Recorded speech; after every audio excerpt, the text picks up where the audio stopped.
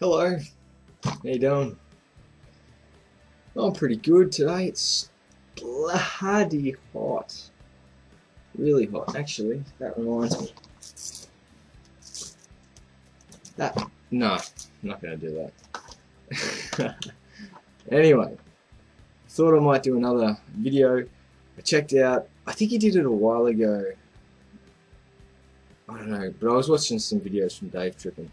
And I liked some of the stuff that he was doing. And I thought, you know what, I want to contribute to the conversation. So, this is me contributing.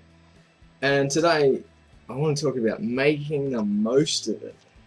Yeah, making the most of it. Japan's pretty awesome. Lots of people come here and they do a lot of stuff, enjoy it. And some people come here and they find it real tough. And I can understand that. I've gone through my tough stages. I think a lot of people do. And I just thought I'd want to share some tips that I've found useful myself, that other people have shared with me, to kind of help you out when you come here. Because depending on where you come, it can be quite tough. I actually live in an area where there's not many foreigners whatsoever, so my chances to speak English are pretty much donut, which is fine. It's like, hey dude, you gotta practice your Japanese, get on it. So I do, but it also sort of using some of these tips have helped me keep up steady head. Anyway, enough of the crazy. First of all, set goals. You know, you come here, everybody's like, yeah, I'm going to travel to Japan, it's going to be awesome. But set some goals for yourself. Like, for me, some of the goals that I've set is I was like, you know what? I want to learn Shodo. Now, if you don't know what Shodo is, excuse my terribleness. If any Japanese people look at this, I really apologize, but, you know, I'm trying. It's calligraphy. So that one there is Yama, or mountain. Really proud of that one actually. And there we go, there's water, Mizu. Basically I go along every week and there's a whole heap of oba-chan, so older ladies. We sit around, we gossip, we have a chat, and it's a great way to learn kanji actually. You learn the stroke order, and you get to learn the different kanji and their meanings. So it's a bit of fun, you know. It's a goal. It keeps me going back every week. It's a social thing, and it gives you opportunities. I actually scored a hatake, which means a field, like a farm field. So I've got a small little farm now where I'm growing veggies. Through a connection that I made going to this Shodo class. So, you know, set goals, try and achieve things. One of the other goals that I set was I wanted to improve my health. So I've been cooking, doing a lot of cooking and getting healthier, eating better food. So that also helps. The next tip that I would give you would be check out Meetup. You know, see what groups are doing what in your area and join them. You know, network, meet people that way, because like in my Shodo example, you know, you never know what you're going to come across. There's a whole heap of opportunities. A good example of this is I have a friend in Numazu, which is not too far away, and through him and his networking, we were able to take part in the Numazu Summer Festival, and we got to carry the portable shrine thing. It was awesome. Omikoshi. We got to wear the happy and pants, and they give you so much alcohol. Oh, I'm an Australian. I thought I was strong.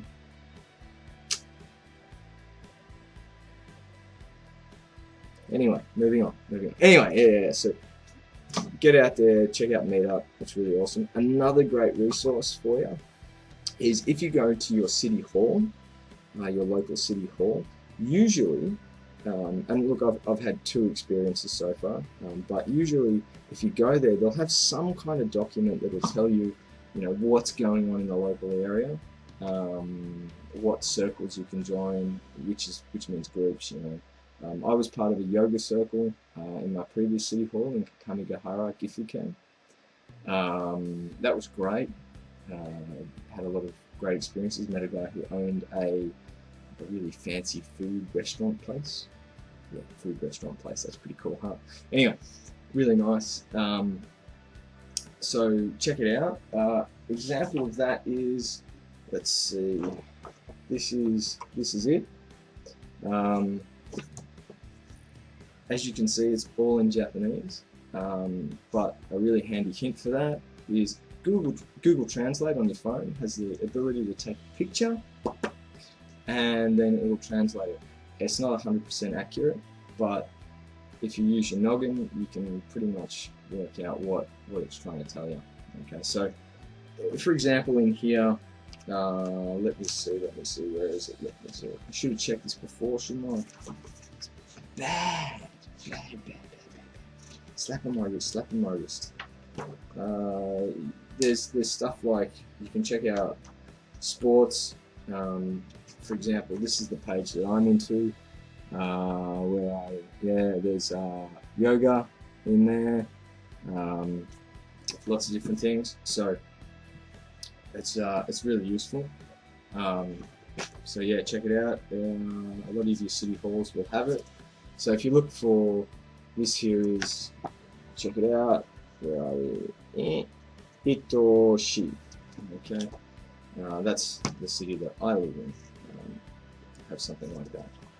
So yeah, there's two good resources.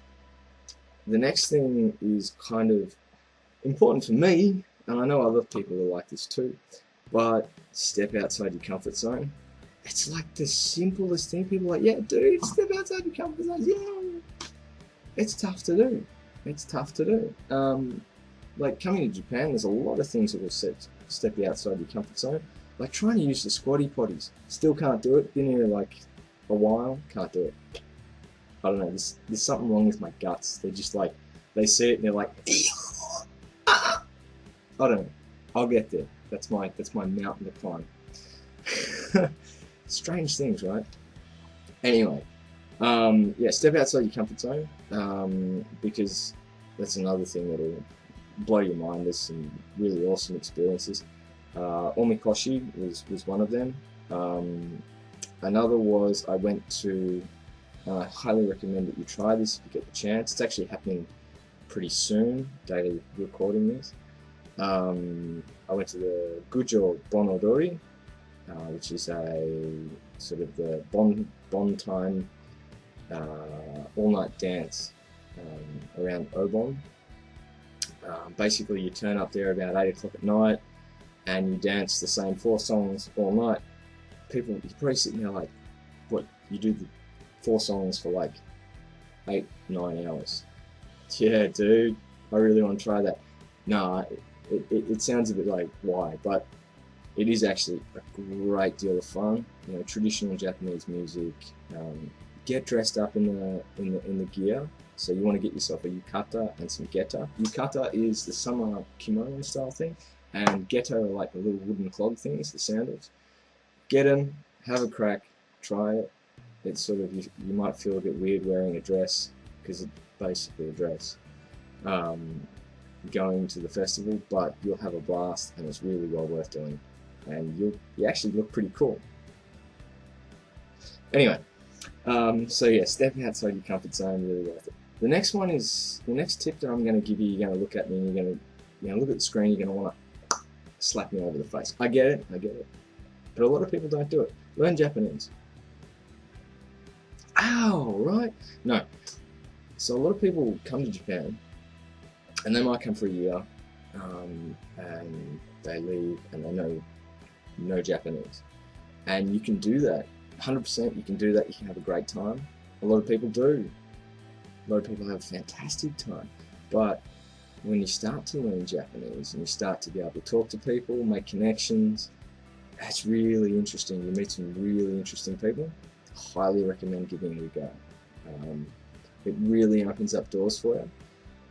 My Japanese is not great whatsoever, but that's another thing. Japanese people, a lot of them will be willing to communicate once they know that you can speak a little bit of Japanese. They'll really help you, and your Japanese will improve a lot faster. But yeah, it opens up doors. Have a go. You can basically study from anywhere these days. I use a website called Italki. Great resource. Have a look. Link in the description below. So yeah, learn Japanese. The next one is kind of a biggish one. I know I said set goals, but be flexible. I used to think I was pretty flexible back in Australia. No, not really. Not really. No. Yeah, be flexible, and try to adapt. Look at what other people are doing and just try and do that. It's not an easy thing to do. Sometimes it's just like I just want to do it the way that I want to do it. Do it in your own apartment. Just try and do the right thing when you're out and about, because it's amazing. I went for a bike ride to go to a home store, like 10 k's away, and I'm shopping, and I asked a store clerk for some help, and we get talking. He goes, "Oh, what do you do?" I said, "Oh, look, I work at such and such a junior high school." He's like, "Oh, really?" He goes, "I've seen you before." "You have? You were at the soccer game." "Yes, I was." "You know my son?" "Yeah." "Oh, what's your son's name?" "Oh, yes, I do." So it's bizarre, like news travels here like that. Yeah, students walking past, they find out where you live. You can become famous or infamous, one of the two. Try to go for the former, not the latter. And then yeah, it opens up doors and you have good experiences. So, a few things that might be worth just checking out. Okay. Yeah, like I said, I'll put some links down there to some of the good sites, good things to do. There's a lot of different communities, so depending on what you're interested in, you can join up on all sorts of things. For instance, I'm part of a blog where we all talk about farming in Japan, because that's one of my interests. So if you're interested in something, it's probably out there. Just got to look for it, give it a go. Like I said, Meetup's a good place to start. Yeah. So anyway, I hope that helps. Set some goals. Meet some like-minded people. You'll be amazed at what kind of opportunities open up for you. Okay. Anyway, have a good day, and I'll have a yarn to you later. Cheers.